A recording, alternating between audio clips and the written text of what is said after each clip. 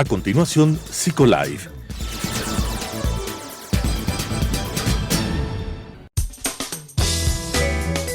Clasificación A.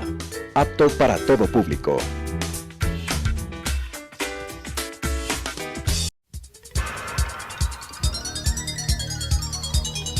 Las opiniones vertidas en este espacio por la producción y dirección del programa son de exclusiva responsabilidad de sus autores y de quienes intervienen en ellos.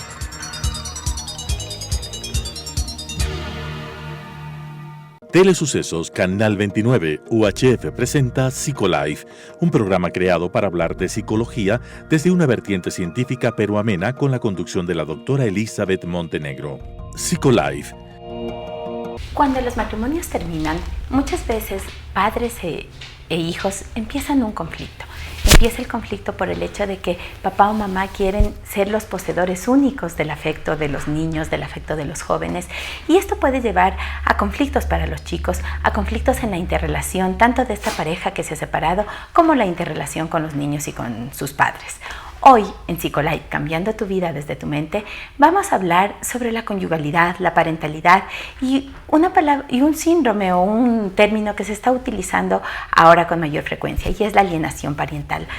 Vamos a conocer a qué se refiere eso y cómo abordarlo, y qué tienen que hacer aquellos padres que están atravesando estas situaciones para manejar una separación saludable, una separación armónica que no afecte la vida de sus hijos. Gracias, Jacobo. Hoy tenemos a nuestro invitado, a Jacobo Recalde. Él ya es conocido aquí en nuestro programa y lo hemos invitado justamente para hablar sobre este tema. Bienvenido, Jacobo. Gracias por venir. Hola, Liz. Mucho gusto. Muchas gracias. Bueno, creo que es importante para poder comprender un poco este concepto, hacer un poco de historia, ¿no? Ajá. Y es importante también entender cómo funcionan las familias a nivel de Latinoamérica. Perfecto. Una de las situaciones más interesantes que ocurren en países latinoamericanos es que nosotros encontramos que, por ejemplo, la finalidad última de el tener una relación de pareja casi siempre está asociada al tema de la familia. O sea, ¿qué quiere decir esto? Cuando tengo una pareja, lo que yo naturalmente esperaría es tener una familia, cosa que en otros países ya no es tan así. Y de hecho, por ejemplo, en Europa y en algunos países asiáticos, países del primer mundo, lo que sucede es que las personas empiezan a tener relaciones de pareja, pero esas relaciones de pareja ya no incluyen necesariamente tener hijos o tener una familia. Simplemente es tener una relación de pareja con quien compartir. En algunos casos, un tiempo más o menos prolongado, en otros casos, un tiempo no tan prolongado. Desde esta perspectiva, en Latinoamérica encontramos que hay muchísima cohesión en términos de lo que ocurre con las personas y los vínculos que nosotros asociamos básicamente tanto a la pareja como a los hijos, etcétera, etcétera, etcétera. Y entonces aquí viene una de las cuestiones que es interesante. Al nosotros tener como una especie de prospección lógica de que el fin de la relación de pareja o la finalidad de la relación de pareja es la familia, lo que nosotros hacemos es básicamente preparar todo el terreno de nuestra propia juventud y nuestras cosas o nuestras expectativas de vida frente a esa situación. Uh-huh. Y entonces, claro, nosotros iniciamos probablemente con una relación de enamoramiento, noviazgo, y después ya somos cónyuges. Y esos cónyuges automáticamente se convierten en padres. Y aquí viene la diferencia entre lo que es ya la conyugalidad y lo que es la parentalidad. Uh-huh. La conyugalidad tiene que ver con la vida de pareja y la parentalidad con la vida de ser padres. La una es un contrato elegido que nosotros básicamente firmamos o nosotros establecemos en función de lo que esperaríamos que fuese una relación de por vida, ¿no? Nos casamos para siempre, entre comillas. Así es. Claro. Pero en cambio la parentalidad no es un contrato. Ya más bien tiene que ver con un vínculo que es más bien natural.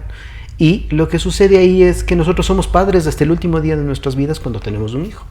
Eso significa, de hecho, cuando tú dices, lo uno es un contrato elegido y lo otro es esta opción que tenemos y que tenemos que llevarla a lo largo de nuestras vidas, significa que la conyugalidad puede acabarse. Exactamente. En un momento determinado, pero la parentalidad no. Y eso de alguna manera te vincula para siempre también con tu pareja o con tu expareja en este caso, ¿no? Efectivamente. Y justo nosotros, por ejemplo, en Latinoamérica es muy común ver que los padres, cuando terminan mal generalmente, y alguno de los padres retoma su vida romántica con una nueva pareja, automáticamente es como que se convirtiesen en enemigos mutuos, ¿no?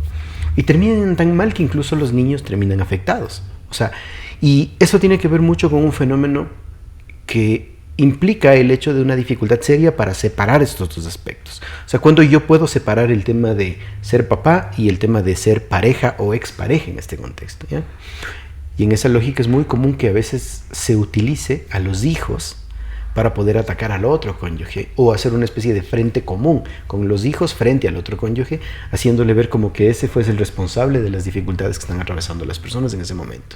Ocurre muchas veces y esta situación se da sobre todo cuando existe esa ruptura, como tú decías, que no es una ruptura de mutuo acuerdo, ¿no? Que no es una ruptura en donde se dice ya esta relación no va más y es más saludable o es mejor separarnos, sino más bien cuando la ruptura viene dada abruptamente, a veces por una traición de pronto, a veces porque, claro, con la traición existen personas que se inmiscuyeron en esa relación y la otra parte de la pareja sale dolido, sale afectado, sale herido por eso, y obviamente el momento de las separaciones y el momento de los divorcios, y uno lo ve con mucha frecuencia en la consulta en los diferentes ámbitos, es como que sale lo peor de las personas, ¿no? Tal vez todo ese amor lindo que les unió en un momento se transforma en un odio realmente y sale lo más bajo, lo más ruin que puede haber en una pareja, y ahí es justamente cuando los hijos se involucran o les involucran de una manera inapropiada.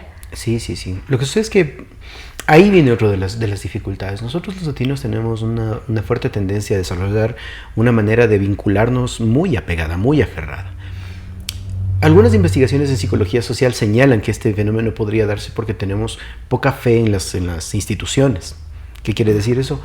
Nosotros tenemos muy poquita fe en que de verdad, por ejemplo, los ministerios, los servicios de salud, la policía, etcétera, nos va a cuidar legítimamente. Por lo tanto, nosotros formulamos mucho o vínculos muy cercanos con las personas justamente por ese afán de protegernos a nivel grupal. Y esto también deriva muchas veces en que sea muy difícil generar esa diferenciación entre cuál es el amor de padre y cuál es el amor de esposo, cuál es el amor de madre y cuál es el amor de esposa, ¿sí? ¿Cómo se llega o cómo se puede observar esta situación de alienación que se puede dar de los padres hacia los hijos?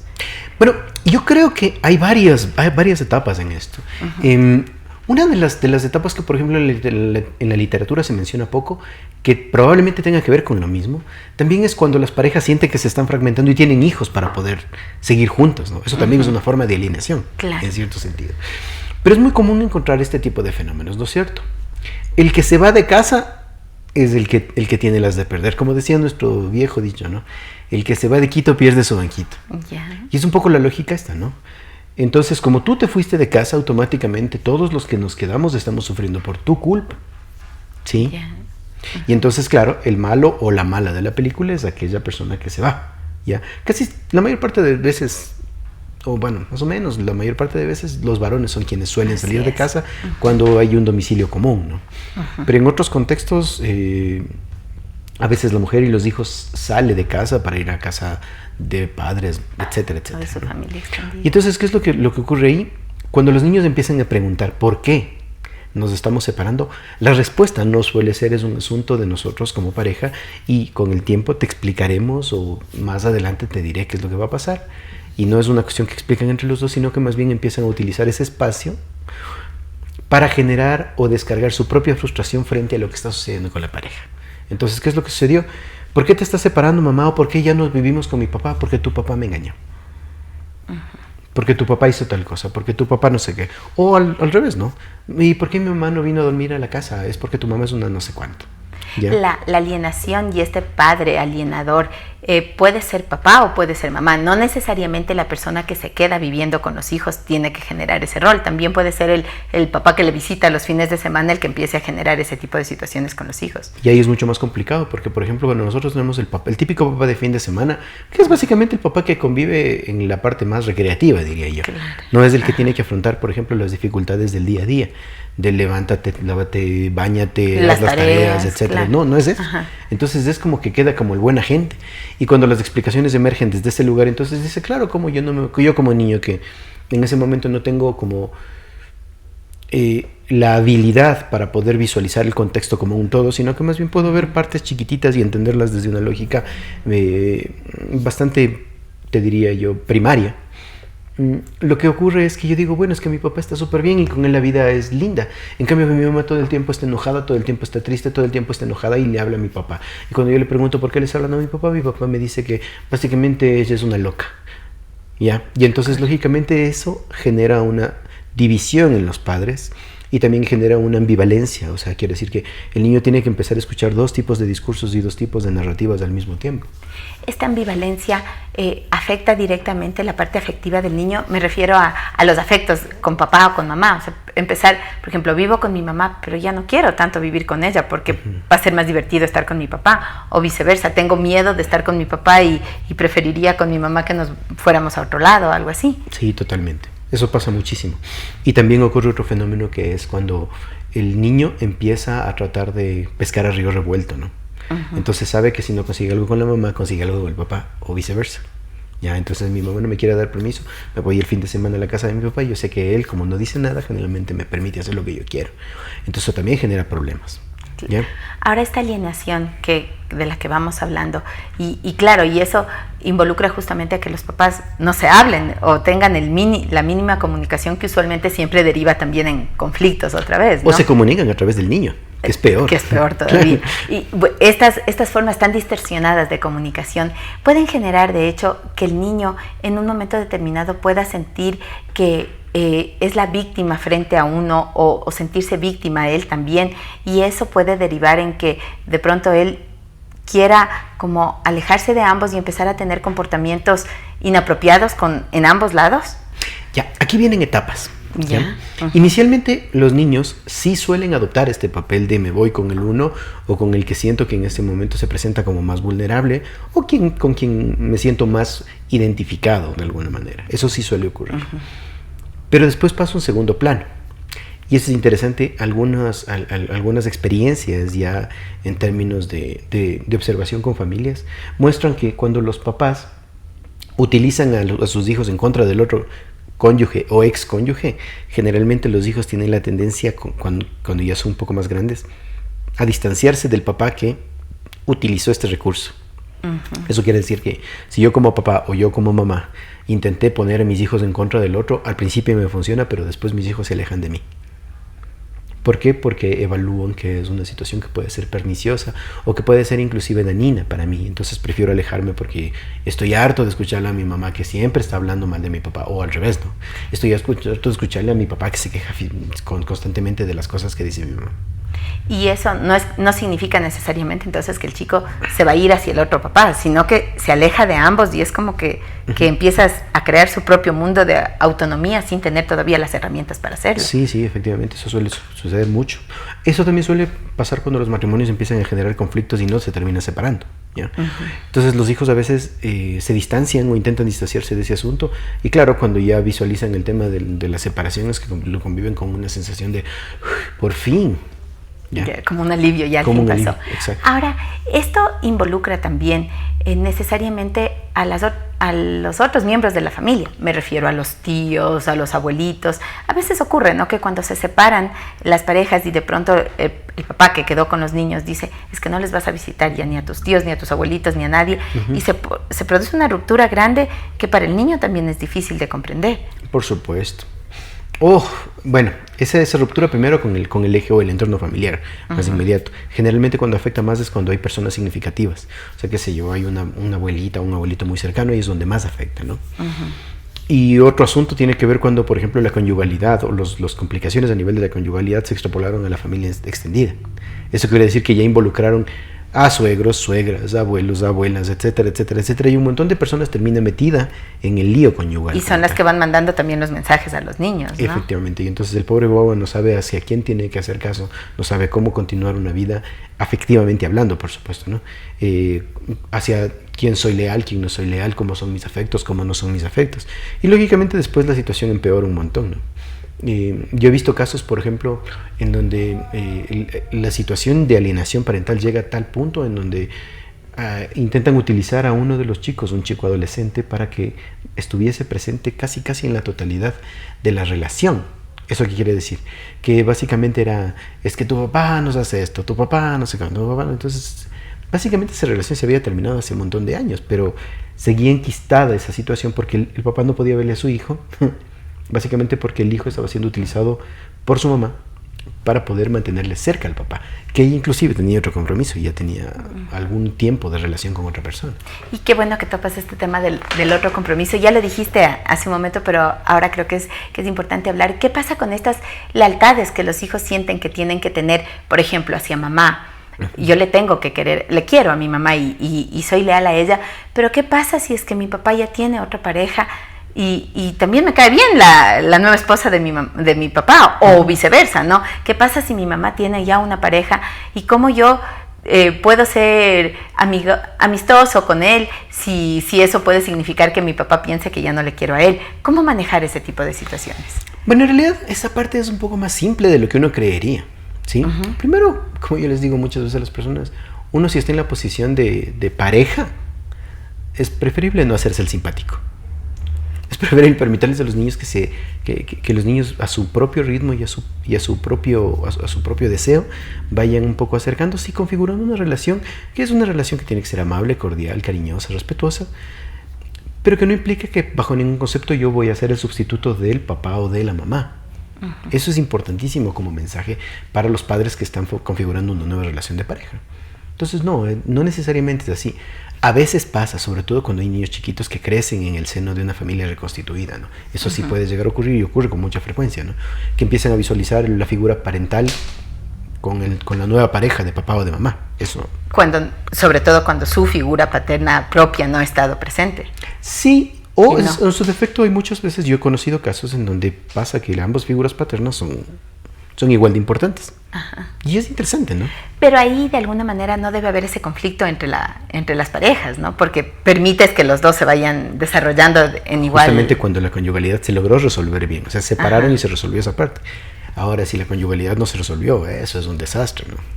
Y es más crítico también, Jacobo, porque cuando se van dando todo este tipo de situaciones, ¿no? De las crisis de no te dejo ver si le ves o no le visitas o si no bajo mis condiciones y demás... empiezan a involucrarse también ya temas legales, porque muchas veces, claro, es la justicia quien aparentemente uno de los dos tiene que tratar de permitir o buscar que medie frente a ese conflicto. Y ahí se ahonda más la situación. Sí. Ahí lo más importante y lo más útil ahí es tratar de dejar a los niños al margen de esa situación.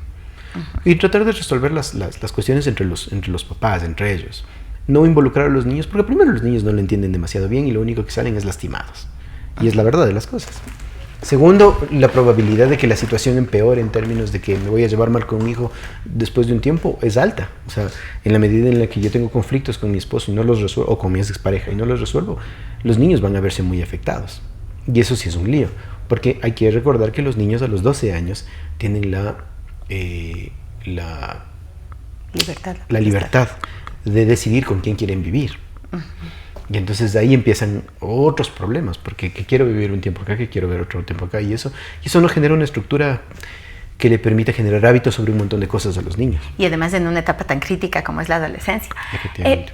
Hace unas semanas atrás nosotros hacíamos un programa justamente sobre la terapia para padres divorciados, pero realmente no siempre, como tú bien lo decías, esta pareja que deja de ser cónyuges, pueden ser tan maduros en decir, sí, vamos a terapia para aprender a manejar el hecho de ser papás ahora que estamos separados. Y eso no se da la mayor parte de las veces. ¿Qué hacer con estas otras parejas? Con esas parejas que no pueden hacer ese proceso y que de alguna manera están ahí enfrascados en la situación todo el tiempo y en ese conflicto que a veces no es por 1 año, 2 años, sino que a veces se prolonga durante toda la vida escolar de los hijos, ¿no? Hasta que son a veces ya mayores de edad. Lo que pasa es que sobre esto hay veces que hay sentimientos que quedan, ¿no? Y sobre eso a veces no hay mucho que hacer. Y es una realidad eso, ¿no? Yo no puedo someterme a una psicoterapia para desenamorarme de alguien. Eso no tiene mucho sentido. Lo que sí puedo hacer es yo básicamente aprender a convivir con esa situación y aprender a tener una buena relación con mi hijo o mi hija, ¿sí? Yo más bien soy partidario, antes que de hacer una terapia, más bien de hacer cuestiones que tengan que ver con orientación familiar. Como psicoeducación. Exactamente, como, Ajá. mire, estas son las rutas que puedo tomar, estos son los caminos, generalmente los niños reaccionan de esta manera, esto es esperable, esto no es esperable, cuando empiezan estas complicaciones pasa esto, etcétera, etcétera, etcétera. Y eso generalmente no les hace a las personas que sientan que tienen necesariamente algo que cambiar, sino como que tienen una guía hacia cómo resolver algunos problemas cotidianos, ¿ya? Eso por un lado. Segundo, creo que es importante también aprender a darle el mensaje a los niños. Y eso, más allá de ser terapéutico, te diría yo que es más orientativo, ¿no? Ajá. Decirles, ve, mira, ya, eso es un tema de nosotros. O sea, básicamente devolverle al niño la niñez y no adultificarle innecesariamente con los conflictos de los papás que, primero que nada, capaz no les entienden en ese momento. Y probablemente los vaya a entender mucho después, en donde seguro va a preguntar más adelante. Y ahí es más importante aprender a manejar la relación, aprender a llevar algunos aspectos inherentes a bueno, lo que haga mi papá o lo que haga mi mamá es asunto de cada uno, en términos de pareja, mientras yo me sienta cuidado, protegido y apoyado, ¿no? Entonces, cosas como esas creo que son más simples de llevar. Y creo que a la gente no le terminan dando ese mensaje de tienes que cambiar o tienes que... Bueno, es importante a veces que la gente cambie en ciertos aspectos, pero no es importante no darle a la gente un mensaje del estilo todo está mal y por eso tú tienes que someterte a terapia, sino más bien es como, es muy importante validar el esfuerzo. O sea, creo que estás intentando hacer un esfuerzo por acercarte, pero a veces el esfuerzo que uno hace no necesariamente alcanza o no necesariamente es el mejor. Es decir, ayudándole a que configuren y se readapten a esta nueva condición de vida que les toca llevar, y empezar a ver qué recursos tienen para valorar cada uno de los recursos. Exactamente. Y si ocurre que en un momento determinado uno de los dos papás que se separaron tiene esta idea clara y dice, bueno, vamos a tratar de reorganizar la familia de esta manera, no victimizarse como tú decías hace un momento, no nos quedamos solos porque tu papá se fue o tu mamá se fue, no ese sufrimiento constante, sino más bien empezar a ver, ahora somos nosotros. Pero ¿y si por el otro lado se sigue llegando con esos mensajes a los niños? ¿Cómo lograr un equilibrio? ¿Cómo tratar, o en los hijos en general, porque también en los adolescentes se observa mucho eso, cómo tratar de alcanzar un equilibrio de tal manera que el impacto para el hijo no sea tan severo, tan fuerte? Yo soy un fiel creyente de que a veces la gente dice cosas pero no transmite un mensaje apropiado. Y ahí viene, creo, el lío. ¿Qué quieres decir con esto? Cuéntanos. O sea, por ejemplo, muchas veces yo he escuchado esto, ¿no? Es que ya le dije, es que ya no sé qué, le vivo diciendo. Entonces, claro, cuando les pregunto, a ver, cuéntame, ¿cómo le dijiste a la gente? Y es como, no se lo dijo, muchas veces se lo gritó, muchas veces no fue muy puntual, muchas veces fue en tono de descargar la ira, fue descargar el sentimiento. Y lógicamente eso no termina generando un mensaje, ¿no? No es lo mismo decir, es que mira, ya estoy harta de lo que siempre le haces a mi guagua, etcétera, etcétera. Así le verás. Este asunto ya es un tema que tenemos que resolver entre nosotros y no tienes por qué involucrarle a él. Porque si no, lo que va a pasar es que después le vas a perder a él, me vas a perder a mí, me vas a perder todo lo que haces.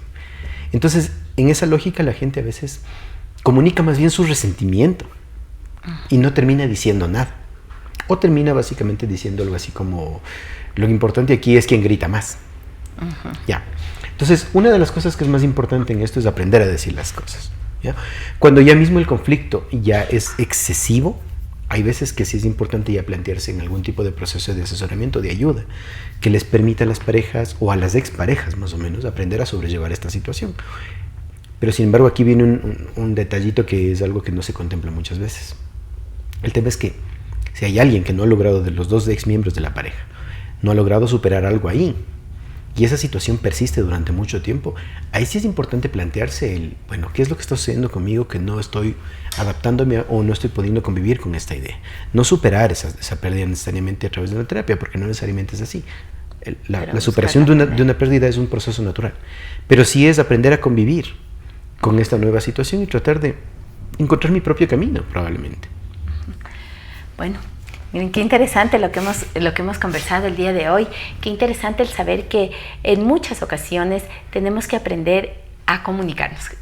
Siempre, ¿no? Jacobo nos decía, el cómo me comunico. La relación de pareja puede terminar en un momento determinado, pero el ser padres de un hijo o de los hijos que en esa relación hayan venido no se va a acabar en ningún momento. Y por ellos justamente, por transmitir a ellos un mensaje apropiado, un mensaje que les permita ir, tú dijiste una frase que me encantó, Jacobo, devolverles su niñez, permitirles que vivan esa niñez y vivan esa juventud, disfrutando a su papá en el espacio que ahora le corresponde, disfrutando a su mamá en el espacio que ahora le corresponde y sabiendo que los dos están ahí junto a ellos, ya no juntos, pero sí alrededor de ellos, ayudándoles a crecer, va a ayudar justamente a que estas relaciones que se han visto rotas por una situación determinada no lleguen a conflictos que afecten a personas que son inocentes como son los hijos. Gracias, Jacobo, por haber venido a este programa. Gracias a ustedes, queridos amigos televidentes, por habernos acompañado en esta edición de Psicolife, cambiando tu vida desde tu mente. Les invitamos a seguirnos a través de nuestras redes sociales, en Facebook a través de SEADI Psicología. También pueden mirar el programa nuevamente a través de YouTube en Telesucesos Psicolife y pueden seguirnos también a través de Instagram en Psicolife S. Hasta una próxima. Las opiniones vertidas en este espacio por la producción y dirección del programa son de exclusiva responsabilidad de sus autores y de quienes intervienen en ellos.